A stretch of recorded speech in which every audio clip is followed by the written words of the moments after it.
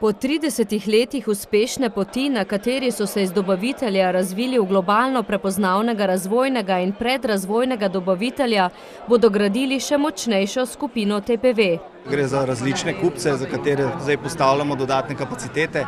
Mi smo že začeli z nabavo vseh različnih proizvodnih sredstev. V Brežicah smo tudi že pričeli z izgradnjo dodatnih kapacitet, tako da gre zaenkrat vse po planu. Naslednje leto pa začnemo že s prvimi serijskimi dobavami. Gospodarsko ministrstvo je sicer v sklopu zakona o spodbujanju investicij odobrilo 6,5 milijona za naložbo TPV-ja v brežiški občini, ki znaša 49 milijonov in s katero načrtujejo vsaj 50 novih delovnih mest. Moram reči, da sem bil prisoten tudi ob prvih korakih začetka investicije na Kitajskem in tako inovativno podjetje kot je TPV, verjamem, da bo znalo biti kos vsem izzivom prihodnosti. Gorjup se je posebej zahvalil Vladimirju Gregorju Bahču, dolgoletnemu predsedniku uprave in zdajšnjemu predsedniku nadzornega sveta TPV Group, ki je v 3 desetletjih skupino TPV popeljal v svetovni vrh avtomobilske industrije.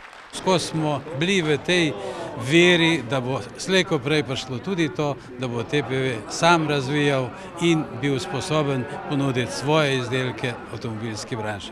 S približno 1200 zaposlenimi je danes navzoč v 5 krajih v Sloveniji in v Kragujevcu v Srbiji. Mislim, da je bil bistven ti začetek, zato seveda čestitke gospodu Bahču in vsem posameznikom, ki so dejansko oblikovali to pot in želim se, da bo to neka skupna novomeška zgodba tudi v prihodnje.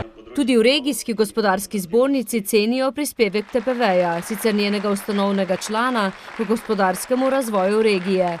Izjemno velik pečat so pustili na področju inovacij. Praktično vsako leto imamo izvrstne inovatorje, ki prihajajo iz TPV-ja. V skupini TPV pa se zavedajo tudi družbene odgovornosti. Tako so Milanu Slapničarju podarili sodobni športni invalidski voziček. Je lažji kot prejšnji starejši voziček, bolj okreten je, pa v končni fazi se ga tudi že nucal, ker je bil že dotrajen, kar dosti. Slovesno so v glasbenem delu popestrili Irena Jebo-Ahtiran, harmonikarja Katarina Štefanič-Rožanec in Tomaž Rožanec, tolkalska skupina Muva-Ruva Gruva iz glasbene šole Marjana Kozine pa je zaigrala kar na TPV-jeve izdelke.